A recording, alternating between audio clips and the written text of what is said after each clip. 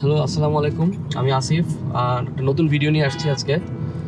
অনেকদিন ভিডিও করি নেই, বাট আজকে অনেকদিন পর একটা ভিডিও নিয়ে আসছি। সো চলেন আজকে আমরা যাই হচ্ছে গিয়ে নতুন যে উড়াল সেতু উদ্বোধন হয়েছে, এলিভেটেড এক্সপ্রেসওয়ে, সেটা ঘুরে আসি।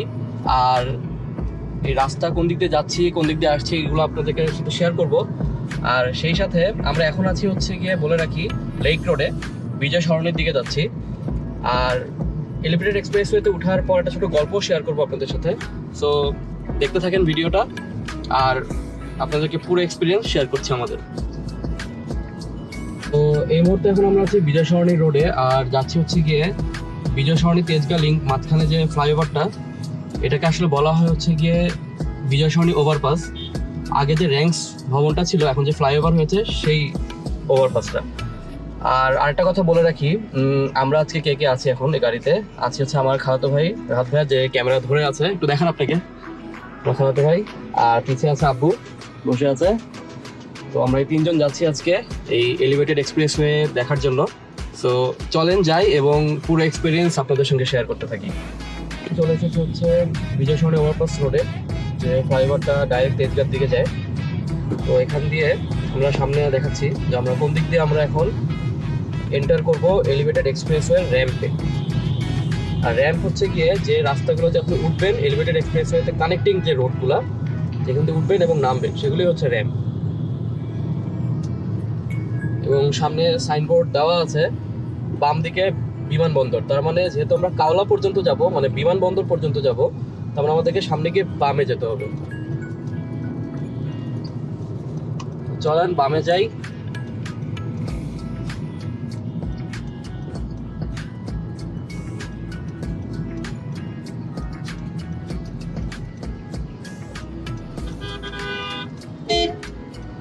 হুন্ডা তো উঠবে না, যাচ্ছে না কিসে। যাই হোক, আমরা উঠে গেলাম হচ্ছে গিয়ে বিজয় সরণির র্যাম্পে। এটা হচ্ছে গিয়ে বিজয় সরণির র্যাম্প। এটা ডাইরেক্ট কানেক্ট হবে এখন এলিভেটেড এক্সপ্রেসওয়ের সাথে।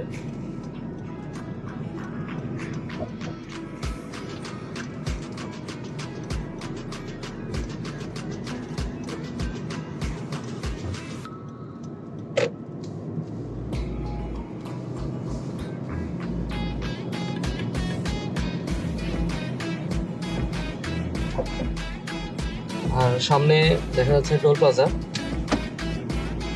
তো টোল কোন 4 রকমের টোল আছে এখানে। সো কোন গাড়ির, কোন ধরনের গাড়ির কত টোল, এটা আপনাকে জানিয়ে দেবো আমরা। এই ভিডিও ডেসক্রিপশন দেওয়া থাকবে। বামে ডাকছে।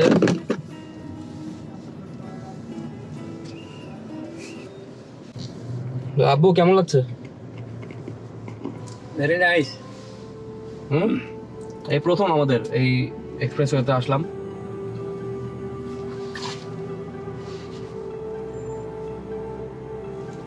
আর এখানে দেওয়া আছে, দেখতে পাচ্ছেন টোল, কোনটা গাড়ির কত টোল। 80 টাকা, 160 টাকা, মাঝারি ট্রাক হচ্ছে 320 টাকা, আর বড় ট্রাক হচ্ছে 400 টাকা।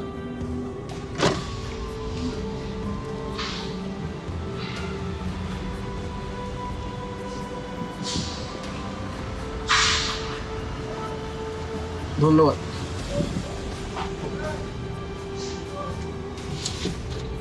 তো আরেকটা জিনিস দেখবো যে আমাদের বিমানবন্দর পর্যন্ত যেতে কত সময় লাগে। আর একটা কথা অবশ্যই বলে রাখবো যে ওভার স্পিড করবেন না, রাস্তা যতই খালি থাকুক, স্পিড লিমিটের মধ্যে থাকতে হবে। তো দেখি কতক্ষণ লাগে নাকি। 60 কিলোমিটার যেতে হবে না? হ্যাঁ, এখানে লিমিট হচ্ছে গিয়ে 60 কিলোমিটার। 60 র্যাম্পে ওঠার লিমিট হচ্ছে, এই র্যাম্প যেগুলো দেখছেন এগুলোতে হচ্ছে গিয়ে 40 কিলোমিটার স্পিড মেনটেন করতে হবে। আর মেইন রোডে এলিভেটেড এক্সপ্রেসওয়েতে আপনার স্পিড হচ্ছে গিয়ে 60 কিলো। তুমি 40 চালাও? হ্যাঁ, একটু আস্তেই চালাবো আজকে, কারণ হচ্ছে একটু এনজয় করাটাও দরকার আছে এই রোডটা। যেহেতু নামতে পারবো না এই রোডে, কিন্তু নামা যাবে না বলে রাখি, বাট একটু এনজয় তো করবো নাকি। সো একটু আস্তে চালে এনজয় করি। এই উঠে গেলাম হচ্ছে কি আমরা মেইন এলিভেটেড এক্সপ্রেসওয়েতে বিজয় সরণি র্যাম্প দিয়ে, আর যাচ্ছি হচ্ছে এখন আমরা কাওলার দিকে। তো যাই হোক, আমরা দেখি কতক্ষণ লাগে যেতে। আর এর মাঝে একটা ছোট গল্প শেয়ার করি আপনাদের সাথে। আপনারা রাস্তা এনজয় করতে থাকেন আর গল্পটা শুনতে থাকেন। একটা অফিসে একজন এমপ্লয়ি আর কি কাজ করে, তো সে প্রায় লেট হয়। সে যখনই অফিসে যায় 10টার পরে যায়, 10টার টাইম অফিসের, সে 10:15 10:30টার সময় যায়। তো গেলেই বলে জ্যাম ছিল। যাই হোক, ভালো, বা সে কাজে কিন্তু খুবই দক্ষ একজন এমপ্লয়ি। এখন আসলো প্রমোশনের টাইম, তো সে খুব আশাবাদী যে প্রমোশন তার হবে, কিন্তু দেখা গেল তার প্রমোশন হলো না, হয়ে গেল আরেকজনের। যার হয়েছে সেও দক্ষ, কিন্তু সে ছিল টাইমলি। তো এখন সে খুব হতাশ হয়ে গেল যে আমি এত দক্ষ একজন এমপ্লয়ি, কিন্তু কেন আমার প্রমোশন হলো। তো এটার মেইন রিজন হচ্ছে গিয়ে টাইমকে ভ্যালু দেওয়া। কারণ আপনি যদি আপনার নিজের টাইমকে ভ্যালু না দেন, তাহলে কিন্তু আপনি আপনার নিজেকেই ভ্যালু দিচ্ছেন না। আর যে মানুষ নিজেকেই ভ্যালু দিচ্ছে না, তাকে অন্য মানুষ কেন ভ্যালু দেবে? তো স্বাভাবিক আপনি ভালো কিছু আশাও করতে পারবেন না। তো এটার বলার আসলে মেইন রিজনটা হচ্ছে গিয়ে, যেটা রিসেন্টলি দেখছি যে মানুষ খুব কম ইউজ করছে। অনেকেই হয়তো এই জিনিসটা চিন্তা করছে যে আমার তো অফিস যাইতে উঠতে একবার টোল দিতে হবে 80 টাকা, আসতে দিতে হবে 80 টাকা, 160 টাকা আমার ডেইলি যাবে। কিন্তু আপনি যদি একবার চিন্তা করেন যে আপনি যখন নিচ দিয়ে যাচ্ছেন, আপনি যে 1 ঘন্টা আপনি যখন জ্যামে থাকছেন নিচে, এই ফার্মগেট থেকে ধরেন বিমানবন্দর পর্যন্ত, এই সময় আপনার গাড়ি যে তেল পুড়ছে, এর তুলনায় আমার মনে হয় না যে 160 টাকা খুব বেশি। আর শুধু সেটা না, আরেকটা রিজন হচ্ছে এই এক্সপ্রেসওয়ে, এটা কিন্তু বানানো হয়েছে শুধু আপনাকে জ্যাম থেকে বাঁচানোর জন্য, বা মনে করতে পারেন যে আমাদের অনেক টাকা চলে যাচ্ছে পকেট খালি করার জন্য, না, এরকম কিছুই না। এটা একটা বড় রিজন হচ্ছে আপনার টাইমের ভ্যালু দেওয়ার জন্য। কারণ আপনি এখানে যে টাইমটা সেভ করছেন, আপনার এই টাইমটা কিন্তু আপনার লাইফে আপনি অন্য জায়গায় কাজে লাগাতে পারবেন। সো আপনি যদি শুধু মনে করেন যে আমার পকেট খালি হয়ে যাবে প্রতিদিন ইউজ করলে, সেটা ঠিক না। আপনার এটা অনেক ভ্যালু অ্যাড করছে আপনার লাইফে।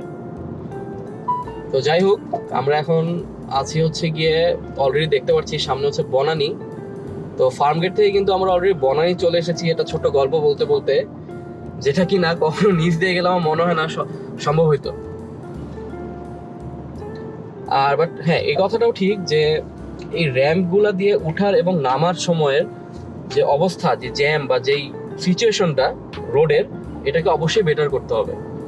কারণ আপনি যদি আলটিমেটলি যে কোনো র্যাম্পে উঠার সময় যদি আপনার আধা ঘন্টা লাগে, ধরেন সাপোজ, নামতেও যদি আপনার এরকম সময় লাগে, তাহলে আপনার আর কি লাভ হলো? তো এই সিচুয়েশন, যদি রোড সিচুয়েশনটাকে যদি বেটার করতে পারে এই পয়েন্টগুলোতে, তাহলে কিন্তু মানুষের লাইফ অনেক ইজিয়ার হয়ে যাবে।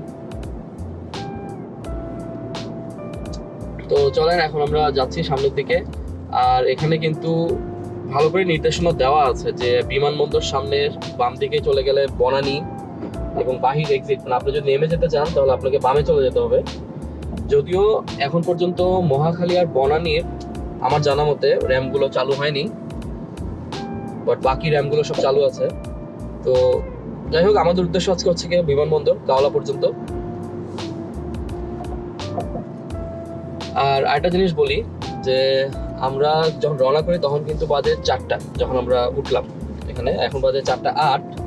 আর আমরা চলে এসেছি অলরেডি, সামনে দেখতে পাচ্ছি কুড়িল দেখাচ্ছে না, কুড়িল ভুল বললাম একটু, এখানে আসলে বনানীতেই আছি। কুড়িল হচ্ছে আর 2.5 কিলোমিটার সামনে, আর বিমানবন্দর হচ্ছে গিয়ে 5.8 কিলোমিটার সামনে।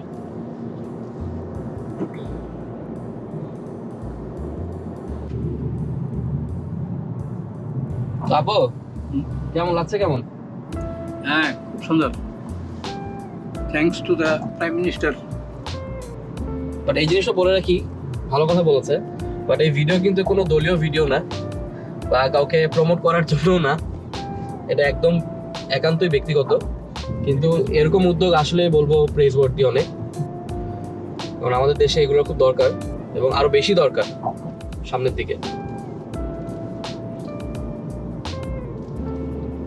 তো আমরা এখন হচ্ছে গিয়ে সামনে দেখতে পাচ্ছেন র্যাডিসন। প্রথম সোপান হচ্ছে ইনফ্রাস্ট্রাকচারকে অনেক স্ট্রং করতে হবে।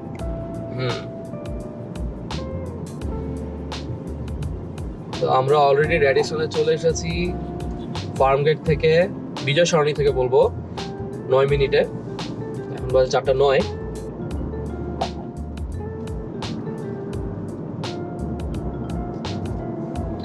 এবং এই টোটাল যে এলিভেটেড এক্সপ্রেসওয়ে এটা হচ্ছে কি অলমোস্ট 19 কিলোমিটার, বাট আপাতত ওপেন হয়েছে 11.5 কিলোমিটারের মতন রাস্তা।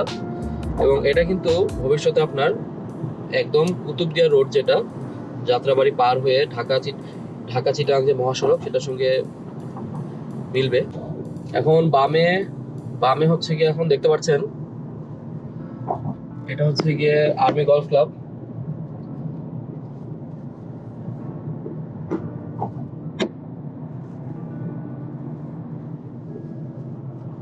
সামনের সাইনবোর্ডে দেওয়া আছে আবারও বাম দিকে, আমি চাইলে কুড়িল যদি নামতে চান এই বাম দিক দিয়ে নেমে যেতে হবে কুড়িলে। আর বিমানবন্দর একদম স্ট্রেট হবে।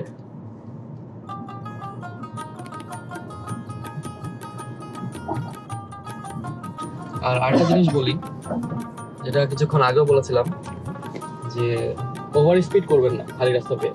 কারণ আজকে নিউজে একটা ভিডিওতে দেখলাম একজন লোক খুব খুশি যে সে 165 কিলোমিটার স্পিডে এসে 7 মিনিট এসে পার করেছে। কিন্তু তার যদি কিছু একটা এদিক থেকে অধিক হতো, সে দুনিয়া পার করে চলে যেত, হ্যাঁ, ওই জগতে চলে যেত। তো এই ভুলগুলা করবেন না। খালি রাস্তার মানে এই না যে আপনার ইচ্ছা যা ইচ্ছা সেটা করবেন, নিয়ম যেটা সেটা মেনেই করবেন।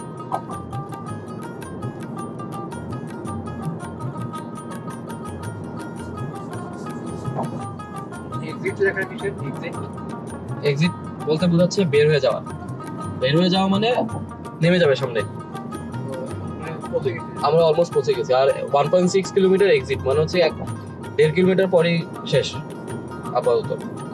তারপর আমরা এয়ারপোর্টের খুবই কাছে চলে এসেছি অলরেডি। এখন কিন্তু আমরা উত্তরাতে আছি বলে রাখি, এবং 13 মিনিট হয়েছে আমাদের।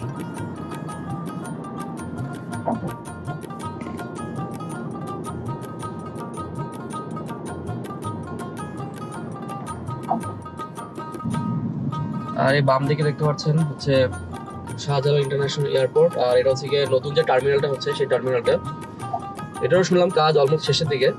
হয়তো এই বছরই হয়তো কিছু অংশ উদ্বোধন হবে। তো let's hope for the best. Gigantic একটা টার্মিনাল হতে যাচ্ছে এটা। আর ডান দিকে দেখেন, ডান দিকে এটা হচ্ছে গিয়ে উঠার পরে যে টোল প্লাজা, এখানে কিন্তু ভালোই জ্যাম লেগেছে দেখছি টোলের জন্য। তো আমার কাছে আরেকটা জিনিস যেটা মনে হয় যে যারা কিনা রেগুলার ইউজ করবে ওদের জন্য কোনো কার্ড সিস্টেম থাকা উচিত, যেটা পাঞ্চ করলেই টোল প্লাজায় গিয়ে ওপেন হয়ে যাবে। এবং এটা হইতে পারে মান্থলি বেসিসে সাবস্ক্রিপশন, হতে পারে ইয়ারলি বেসিসে। এবং ওদের কস্টও একটু মিনিমাইজ করা উচিত, যে না, ওদের জন্য আমার মনে হয় না যে 80 টাকা করে নেওয়া উচিত। ওদের একটা সিস্টেম থাকা উচিত যেরকম এত টাকার সাবস্ক্রিপশন নিতে পারবে 1 মাসের জন্য, 3 মাসের জন্য। তো এটা কিন্তু জ্যাম কমাবে আমার মনে হয়, এবং মানুষও আরো মোটিভেটেড হবে ইউজ করার জন্য। কারণ আপাত দৃষ্টিতে যদি আমি বলি, এটাও সত্যি কথা যে 180 টাকা অফিসে যাওয়া আসার জন্য শুধু রাস্তায় দিতে হবে, এটা ভাবলেও অনেকেই যাবে না। তো এটা হয়তো একটা কারণ যে মানুষ অনেকে কম ইউজ করছে বা ডিমোটিভেটেড হচ্ছে। যাই হোক, আমরা এখন বাজে 4:15, ঠিক 15 মিনিট লাগলো ফার্মগেট বিজয় সরণি ওভারপাস থেকে এই এয়ারপোর্টে আমরা নেমে গেলাম। মারাত্মক বলবো, একদম মাখন রাস্তা ছিল। এবং এখন আমরা আবার ইউটার্ন নিব এবং আমরা আবার যাব হচ্ছে গিয়ে ফার্মগেটে।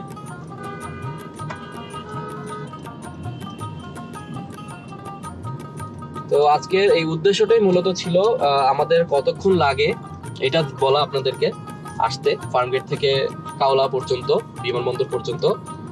আর হচ্ছে এই এক্সপ্রেসওয়েটাতে আমরা কোন দিক দিয়ে উঠবো বা কোন দিক দিয়ে নামবো ফার্মগেট থেকে, বা যারা নাকি মহৎপুর ধানমন্ডি এরিয়া থাকে ওরা কোন দিক দিয়ে উঠবে এবং কোথায় নামবে সেটা দেখানোর জন্য। আর এটাও সাথে দেখাইলাম আপনাদেরকে যে আপনারা কোন দিক দিয়ে উঠবেন কাওলা থেকে। তো ফাইন, এই ভিডিওটা তো এখানেই শেষ করি, অনেক বড় হয়ে যাচ্ছে। ভালো থাকবেন আর সামাজিক কাজ করবেন আর নিজের দেশকে ভালোবাসবেন। আল্লাহ হাফেজ। Thank you very much. হ্যাঁ, আব্বু কিছু বলে দাও। থ্যাংক ইউ ভেরি মাচ, সবাইকে ধন্যবাদ। আর হ্যাঁ, আরেকটা কথা বলি, যদি ভিডিওটা মনে হয় উপকারে দিবে, ভালো লেগে থাকে, তাহলে ভিডিওটা অবশ্যই শেয়ার করবেন আর চ্যানেলটাকে সাবস্ক্রাইব করবেন। Thank you so much. আল্লাহ হাফেজ।